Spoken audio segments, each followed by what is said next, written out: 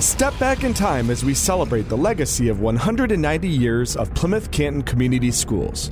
We are 88.1 The Park. Hi, I'm 88.1 The Park Station Manager Bill Keith. The Board of Education decided that the district should own and operate an FM radio station in December of 1969. The purpose of the station was to provide communication with residents and to provide opportunities for youth to participate in the operation and maintenance of the station. Today, our station is known as 88.1 The Park. WSDP is operated out of Salem High School and has been in operation since February 14, 1972. 88.1 The Park plays Plymouth and Canton's hit music, along with special music programs developed by students. The station also serves the Plymouth-Canton area with local news and high school sports broadcasts. A history we're celebrating. We are the Plymouth-Canton Community Schools, where all students learn, prepare, and thrive.